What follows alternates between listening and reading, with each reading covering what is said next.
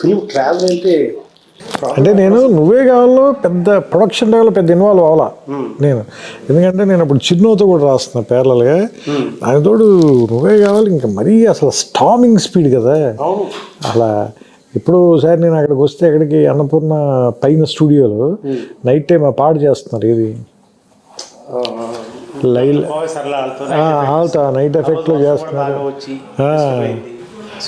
అవును, అది చేసినప్పుడు వచ్చాను. తర్వాత ఇంకోసారి ఆ నైట్ టైం శుక్రియ సాంగ్, అది తర్వాత నైట్ ఆ ఇద్దరి మధ్యన సీన్ ఉంటుంది కదా, ఏది నువ్వేనా నాకు చెప్పుండొచ్చు కదా అనేది ఆ గోడ దగ్గరే. అది తెల్లారేకంగా నేను దాదాపు 1 గంటన్నర 2 దాకా తర్వాత వెళ్ళిపోయాను. తర్వాత 4 దాకా చేశారు అది ఆల్మోస్ట్.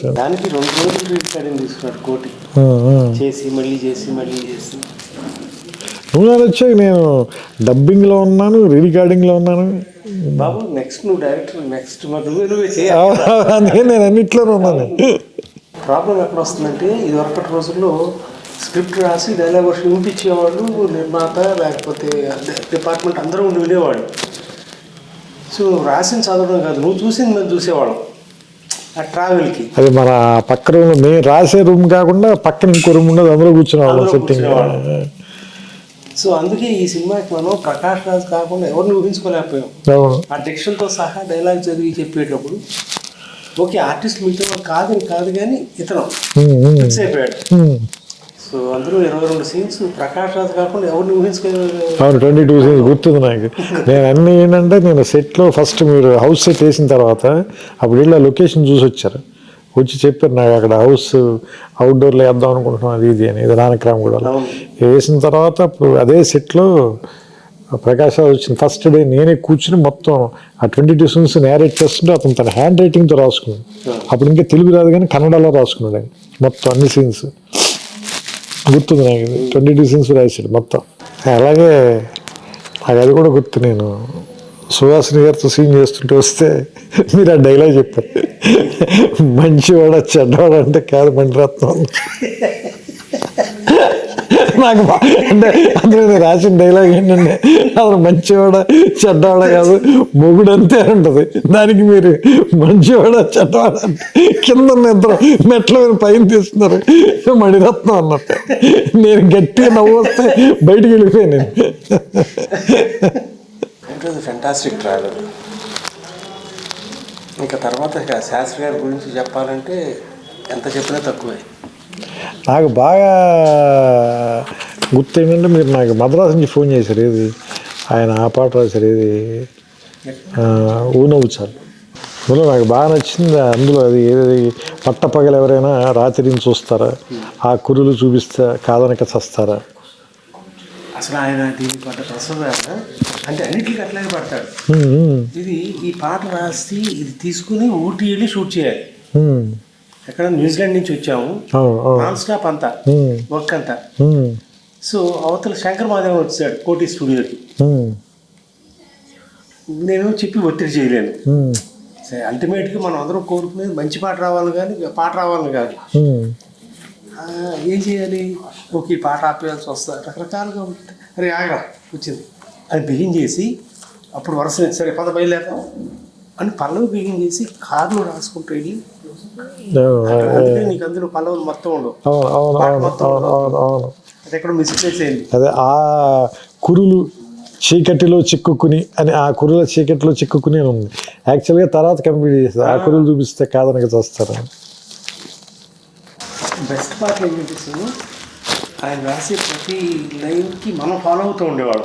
అల్టిమేట్గా తీసుకొచ్చి దీని పాట అని అంటాం కాదు. ఒక్క లైన్ రాసిన దానికి అసలు ఎక్సైట్ అయిపోయాడు. ఒక్కొక్క రోజు ఒక్క లైనే అంతే. తను చాలా రకరకాలు రాసి అక్కడ పెట్టేవాడు. ఇటు మని బాగుంది కదా, వాళ్ళు చేయడం బాగుంది కదా, దిగుతుంది రాదు, గాలిపటం కాకనా అంట, అది ఈ మాట చాలు, ఇది అయిపోయింది. చరణం అయిపోతే అప్పుడు పల్లవికి వెళ్ళటం ఫస్ట్ చరణం కంప్లీట్ చేశాడు. గాలిపటం కాకనా అందా రాసి, అది నా రైటింగ్. చాలా నోస్టాల్జిక్ ఉంది ఇది వెనక్కి వెళ్తుంటే. అసలు నాకు మొన్న యోగేశ్వర్ తీసుకొచ్చి ఇస్తే పట్టుకున్నప్పుడు శాస్త్రి గారి చేతి పట్టుకుని కాగితాలు కదా, టు అండర్స్టాండ్ ద ఫీలింగ్ అని ఇమీడియట్గా అతను హగ్ చేసుకుని వెరీ వెరీ ఇమోషనల్. తొందరపడ్డాడు. పాటలు ఇటుకి ఇచ్చాడు కానీ మనిషి ఇట్లకి వెళ్ళిపోయాడు. ఈ సినిమా ఎంత గొప్పగా రావడానికి మనకి వెంకటేష్ కూడా తన contribution as an artist was extremely good. ఆయన అలా ప్రతి సీను ఏమంటారు మీకు గుర్తుంది కదా, మొత్తం డైలాగ్ అయిపోయిన తర్వాత ఫుల్ రీడింగ్ ఇస్తే 2-3 సార్లు రీడింగ్ తీసుకున్నాడు. మళ్ళీ ఇంకోసారి చెప్పాను అంత అంటే అంత అంత ఏమంటారు దాని లోపలికి ఆయన ఇంజెక్ట్ చేసేసుకుని చేశాడు. నాకు ఇప్పటికీ గుర్తు ఆఖరి రోజున తను ట్రైన్ ట్రావెల్ సీన్ ఒకటి తీసాం. హైదరాబాద్లో బయలుదేరి నల్గొండ దాకా వెళ్ళి తిరిగి రావటం అంటే ఫస్ట్ సీన్ లాస్ట్కి చేశాడు. అయిపోయింది. వాడు ఆఖరి రోజు పాటు గుమ్మడికాయ కొట్టారు. అప్పుడు అయిపోయింది కిషోర్. అంటే we never realise we shot it in 85 days totally. But all in 85 days చేయడానికి 3 గంటల 14 నిమిషాలు సినిమా ఉంది. ఫైనల్గా 3 గంటలకి తీసుకొచ్చింది. 3 గంటల 9 నిమిషాలు రిలీజ్ చేసాం. బట్ ఇప్పుడు యూట్యూబ్లో ఉంది 3 hours ఉంది కదా, 2 hours 4 minutes ఉంటుందా? అంటే బహుశా సెన్సార్ అవన్నీ ఉన్నాయి అనుకుంటా. సుహాసిని సీన్ గురించి ఎంత కాంట్రవర్సీ ఉండేది రిలీజ్ అయినప్పుడు. ఎందుకంటే ఫ్యాన్స్ వాళ్ళందరికీ ఆ సీన్. మీరు ఒక్కడే భయపడలా, నేను భయపడి అసలు నేను ఎలాగోలా కట్ చేసేద్దాం అదండి. ఏం కాదు నువ్వు ఈ వారం రోజులు వదిలే చెప్తాను నువ్వు అన్నారు. లేదు నాకు అది ఏమంటుందని నైట్స్ నాకు ఫోన్ చేశారు మీరు రాత్రి 11ంటికి 11:30కి. నేను రూమ్లో ఉంటే అప్పుడు ల్యాండ్లైన్ కదా, ల్యాండ్లైన్ ఫోన్ చేసి ఈ సీన్ చదువుతున్నాను, ఈ డైలాగ్ చాలా బాగా రాశాను, అది చాలా ఫీల్ అయి చెప్పారు నాకు. ఇప్పుడు కూడా నువ్వు మంచి డైలాగ్ రాసినా అట్లాగే చెప్పేవాడు. గుండెలో అన్నమాట, కళంలో చూడాలి కావాలి. తర్వాత అమ్మ ఒక అంజలి మంచి మాట వచ్చింది, మంచి డైలాగ్ వచ్చింది చెప్పడం. Travel was different. అవి ఇప్పుడు అసలు చాలా ఫేమస్ లైన్స్ అయిపోయాయి. అప్పుడు మనం మాత్రం ఎంజాయ్ చేసిన లైన్స్ అవి. చూస్తా 4 అయిపోయింది. 24 సార్ 25 సెప్టెంబర్ 6కి. ఇది 25వ సంవత్సరం సెలవు. ఇది చాలా మందికి స్ట్రెస్ బస్టర్ సార్ ఈ సినిమా. ఎగ్జాక్ట్లీ. ఫస్ట్ ఈ సినిమా మనం ఒక ప్రివ్యూ రామనాయుడులో వేసాం సార్. నాయుడు గారి ఫ్యామిలీ అందరికీ వేసాం. మీరు, నేను, భాస్కర్ గారు కూడా. సినిమా అయిన వెంటనే బయటకు వచ్చి వెంకటేష్ గారు వైఫ్ చెప్పారు అన్నమాట, ఏమని నెక్స్ట్ జనరేషన్స్కి ఇది వరకంటే ఇప్పుడు మనం అంత గుండమ్మ కథ మిస్ అన్న ఎలాగే మనం మళ్ళీ రీవిజిట్ చేసి మనకి ఎప్పుడు మనసు బాగోపోయిన ఎలా చూస్తామో అలాగా డౌన్ ది లేన్ ఒక 15-20 years తర్వాత ఈ సినిమాని మళ్ళీ రీవిజిట్ చేసి చూస్తారు అందరూ ఈ సినిమా గురించి అని ఆవిడ ఆ మాట చెప్తే నేను అంటే జెన్యూన్ చెప్పి నేను నమ్మలేదు. ఎందుకంటే నేను అంత దూరం నేను చూడలేదు. అందుడు మనమే రాసి ఉన్నాం కూడా కదా, అది మనకి తెలియదు కదా అది. సో అది ఆవిడ చెప్పింది ఇప్పుడు అందరు చెప్తుంటే నేను చాలాసార్లు ఆవిడ తెలుసుకుంటాను.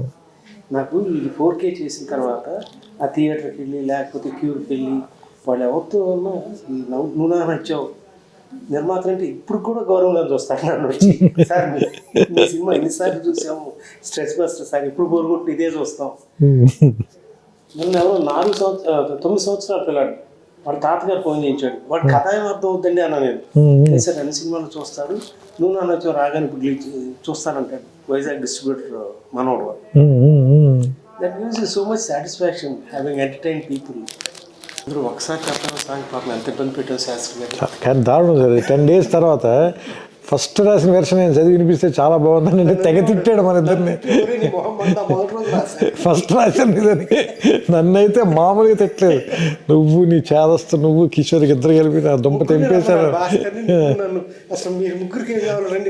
అసలు మీకు క్లారిటీ ఉందండి.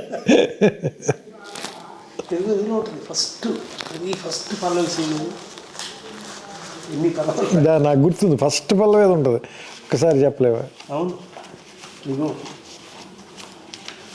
ఇది పైన ఉంది సార్, ఒక్కసారి చెప్పలేము. ఇది ఫస్ట్ అదే ఫస్ట్ పల్లవి కాపీ చేసింది తను రాసిన డేట్లు. ఇదిగో ఫస్ట్ పల్లవి ఒక్కసారి అయిపోయింది కదరా, ఫస్టే రాసే కదా, ఎదురుగానే ఉంటుంది. అంటే సినిమా కథ మొత్తం ఇందులో ఉంటుంది. ఫస్ట్ చూడండి సార్ 4 లైన్లు అవే ఉన్నాయి. చెంత చేరి పంచుకోవా ఆశని శ్వాసని, మన గుండె గుప్పెడంతా తన ఊహ ఉప్పినంత, ఉదిగుండ మనక వదిలేయమంటూ బతిమాలుతున్నవే. ఆ 4 lines వాడాం సినిమాలో కూడా. అన్యాయం కదా. సరే 10 days మళ్ళీ 10 days తర్వాత మళ్ళీ అక్కడికి వచ్చి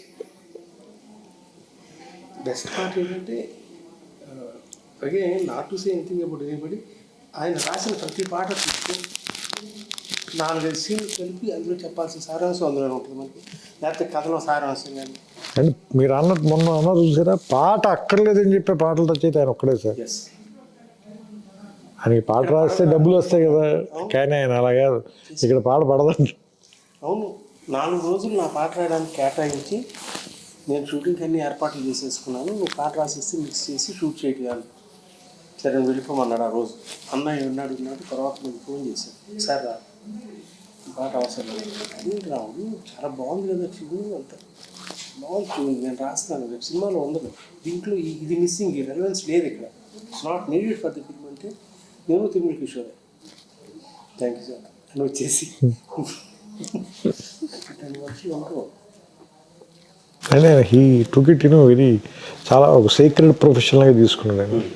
చాలామంది సీరియస్గా అంటారు కదా, లేదు సీరియస్గా కూడా కాదు, ఆయన చాలా డివైన్ ప్రొఫెషనల్గా తీసుకున్నాడు. ఒక్క విషయం, మన కోసం ఇప్పుడు పాట రాయాలి, తను తృప్తి చెందితే మనకి ఇవ్వడం, మనం పట్టుకెళ్ళడం కుదరదు, ఆ ఇంట్లోకి రాదు, బయటికి పేపర్ రాదు. రాస్తా పాడి నా ఇంకా చూసేవాడు, నాకు తెలుస్తుందిలే